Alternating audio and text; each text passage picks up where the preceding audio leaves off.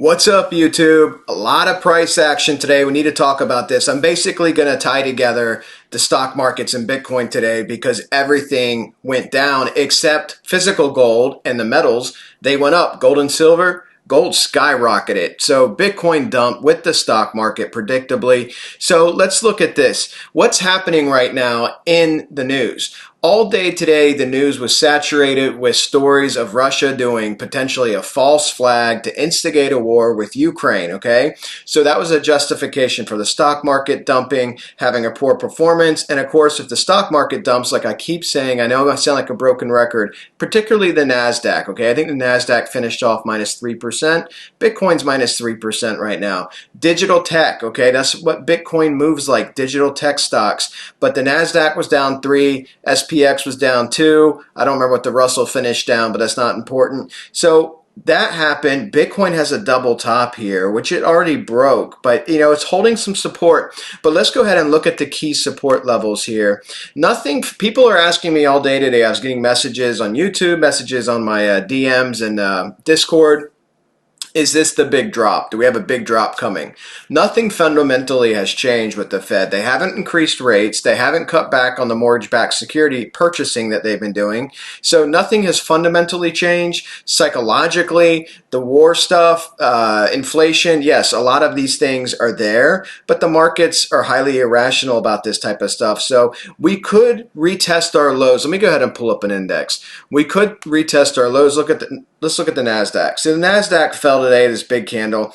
We could retest our lows down here from January in the NASDAQ, okay? And that was, what, 13.7? So 13.7, and we're resting. Look at that support, resting right on the 382, as you guys can see, at 14,143. If the NASDAQ does come down this far, you're going to see Bitcoin decline more, okay? It's just the way it is. But you're going to see Bitcoin decline more. Right now, it's holding its trading range fairly well. I mean, obviously this is after hours. We have to see what happens tomorrow at the market open if the bleeding continues. But we had the higher low structure. The NASDAQ's one of the weakest indexes because of all the digital tech growth that it has. It's below its 233. It's moving towards that death cross. But fundamentally, nothing has changed from the Fed. Nothing has changed from the market. The inflation numbers have been out for a while now, even though they're under-exaggerated. We know that the people that control the money know what the inflation numbers are, okay? So we could see a rally tomorrow, or we could see more bleeding, but let's look at what Bitcoin's doing because that's what you guys want to see. Let's look at this right now. Up projections aren't that necessary at the moment. Let's get some down projections for Bitcoin. Let's go ahead and do this. Trend-based fib going from point B of my pattern to point C up here to the swing high, and look at this. You're hitting the 1 fib or 0.5 fib. You see that? Right on the line. So that's where your support is right now. Where could we fall to? The 618 is obviously a potential target where we could fall to if Bitcoin shows more weakness. You got a little bit of a demand wick here, so you're holding here for right now. The 618 is at 38,767. And the 1 fib is at 34,381. So if the NASDAQ dumps tomorrow, I would expect Bitcoin to come down to the 618. It'd be great if it can hold still, but I would expect it to come down to 38,767, that 38X range, depending on your exchange. This is BITGET. The exchanges can differ by a few $100s. And if it gets really nasty tomorrow, I would expect Bitcoin to come down and try to find support somewhere between the 618 and the 1 fib. But if it cannot, then the 1 fib is at 34,381, and that's retesting our lows from January, just like the lows in the stock market from January. Let's look at some key indicators here, okay? Let's look at the 55. See where that is. That's above us now. So we had a lot of progress and we lost it, okay? This is going to be an uphill climb now. So we had the 55, where the 34 is resistance to us right now. The 55 is above us. The 21's above us. Is the 5 above us? The 5's above us. Everything is above us. So Bitcoin dumped, and we found support at 40,122, and you're hovering right now at 40,636. So this could have been worse, okay? Bitcoin typically moves like an altcoin to the stock markets, but this could have been worse. And look for this, if this starts getting uglier in the pre-markets for the stocks tomorrow, look for this to come find support at 38,767 at the 618, and then it's a further drop If you drop from the 618, you're going down towards that 34,381 level. But as I said, nothing fundamentally has changed in those marketplaces. So you could easily see some buy the dip type mentality as well. But if those stocks do come down to test their January lows, I would expect Bitcoin to come down and test its January lows, which is at 34,381.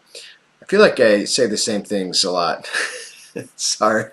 So let's look at the Caterpillar, how blown out this got because of this drop. Well, it's still tunneling up, but we're below the median line now. But as you know, you can reclaim that. It's still tunneling up, so you could still see a move here, and you got a nice demand wick. Just something to keep an eye on for momentum and which direction you could move. Let's see how that affected Ichi on the daily. We were below the cloud. Yeah, we're still below the cloud. I mean, like I said before, I hope it doesn't take this long to attempt to break through it, because where the cloud starts to get thin in March, maybe March 8th area at the earliest, it gets really thin here because you're accumulating. And like I've said before in previous videos, why would people ask me, why does a cloud get thinner? The whole market is buying and selling. So every time the price waves up, you're filling orders. People are selling. Buying comes back in play, price waves up, and people are selling, buying comes back in play, and you do this over and over again, you're weakening resistance when you're basically going sideways. That's part of being in accumulation. When you're in distribution, you have much wilder price swings typically, and you start to see a lot of weakness because supply tends to take control. In accumulation, you have demand taking control, which is why you have price escalation, trading sideways in higher ranges, okay? So that's just something to keep in mind. But we got to hold that key support. We need to hold the 618. It'd be great if we can hold the 0.5. But if those stocks are coming down, I do expect Bitcoin to come down. It's obviously not moving independent of the stock market at all. Let's look at the 4-hour time frame. 4-hour time frame, you can see this here as well. So here's the VPVR. It's saying the volume's down there. It's not. Hold on, let me pull some candles at. Peak volume, yeah, we're below peak volume for this range, and this range is going back to January 10th. You could obviously keep pulling more candles in that keep testing your range. And this is going all the way back to December 22nd. I think that's far enough, but you can see the volume is above us. What does that mean when I'm telling you guys that? These big volume spikes, right? This is both support and resistance. When you're below it, that's a ton of resistance. You have to flip that, okay? It's volume. And then this deficit, you see this deficit right here, that cup? That's an easy part to fall through. That's why it's interesting that Bitcoin found some demand here, because there's not a lot of volume there. So it's easy to get a continuation move of price declination. And then look where all this additional volume is. It's all down here where you establish this trading range. So Bitcoin could easily come down there. What's that number? The 38K number. Okay, so Bitcoin could easily come down here. Do not be surprised if it does. But for right now, it's holding the line where it needs to hold the line. We are below the 233 on the 4-hour. Again, that's bearish. We needed to hold above it. You guys heard me preach that over and over again, just like we did here. We were holding it nicely. We were making stronger moves and accumulating, and we're in a wave fashion for accumulation, and then we lost it with the dump. Let's see if Bitcoin can climb back up. If it doesn't, look for the 233 to be resistance if it does try to retest it. And again, guys, you can literally turn on the TV tomorrow morning and just look at the pre-markets. Look what's going on with the NASDAQ particularly, okay? Are people buying the dip, or is it red? If it's going to open red, then I would definitely say look for Bitcoin to come down and possibly enter that 38K trading range, okay? Let's see what this did with our indicators here on, let's look at our VAMA real quick. Let's look at some volatility indicators. Well, yeah, we got well below our top band here. We're still in between the bands. It's not, like I said, it's not horrible, but it's not ideal. Let's look at the Caterpillar. See, we were funneling up nicely, and we had a nice green line here. We were above the median line, but we got some expansion from the funnel, and it went the wrong direction, right? So let's see if Bitcoin can reclaim that territory. And let's look at Ichi. Expand this a little bit. Well, like I said, you don't want to fall through the thin parts of the cloud. It's exactly what we did. We didn't have a lot of support. We fell right through the cloud. This would have been a nicer area to test. You had a nice line of support. Fell right through to 233. But like I said, look at the candle. Look at the wick, the shadow. You got a nice demand wick here. Honestly, kind of surprised because there's not a lot of volume here at all, and there's not a lot of support here, because you even look over here to your immediate left back on February 4th. These are just pump candles. But there's demand here, so it is what it is. And let's turn Ichi off. And what else do we have? Oh, let's look at our moving averages. Let's see where these are. Let's see where the 55 is. Above us, 34. Above us. We can't catch a break on the moving averages, can we? 144. Above us.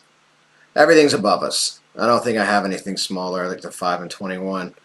Everything's above us. So again, it's an uphill battle. We got to reclaim all of this lost territory that we had, and let's go ahead and pop open our indicators. You can see the ATR almost got to the baseline, but it got that spike up for the dump. Okay, so we had a nice drop happening with the ATR, and it spiked up for the dump. You can see our volume spiked up. Remember, we had that declination that we wanted for the move for the volatility compression pattern. We had that nice declination going, and then now we broke that declination with big bearish candles, which was the opposite of what you wanted to see with Bitcoin. You can see our angle went down on price. You can see the accumulation here turned red, and of course our ALMA RSI ended up turning red and going deeply down. Do I not have, let's see, a trend direction? Let's see where we are. Yeah, I mean we were green and we started losing it and it just fell apart. So tomorrow's going to be a pivotal day. And why would Friday be a pivotal day? But it's a pivotal day in the sense of we can see what happens with the stock markets, okay? Because if the stock markets end red, then, all bets are off for the weekend. Bitcoin could look to make a move down. If the stock markets end green, then I would expect Bitcoin to regain some of what it lost. So again, the fear is in the stock markets particularly, people don't want to see it retest these lows, okay? If you do and you retest it and you bounce off of it, again, that could be bullish, but to retest this, specifically if the NASDAQ, you're talking about, let's see, another 3% move in the NASDAQ, okay? So that's a big size move. You got to remember these indexes are different. That's a big size move. A 3% move in the NASDAQ could be substantial for Bitcoin. If Bitcoin comes down, let me look at the daily again. If Bitcoin comes down and retests that low, what is the actual number here? 32.9. You would be looking at from where price is right now to about 32.9. But that's almost a 19% move. See, that's the difference. The NASDAQ can move 3%. Bitcoin's moving, 15 to 20%. So that's what we don't want to see happen. So I'll put out a video tomorrow morning on the market so you guys can get a sense of what's happening. I'll try to keep it brief, but I'll update you guys on that and we'll see what's going on. But all right, guys, I think that's the video for today. Again, just keep in mind these key areas of support. Right now we're holding the 0.5 fib at 40,124. You have the 618 at 38,767, and then that 1 fib, if everything goes to hell, you want to try to hold that 1 fib, 34,381, and at that point you're revisiting the January lows. Smash the like button for me, guys, if you like this type of TA. Discord link, BitGet link, everything in the video description. And I hope everybody had a fantastic day, even though the crypto market and the stock market did not. Happy trading, everybody. Talk soon.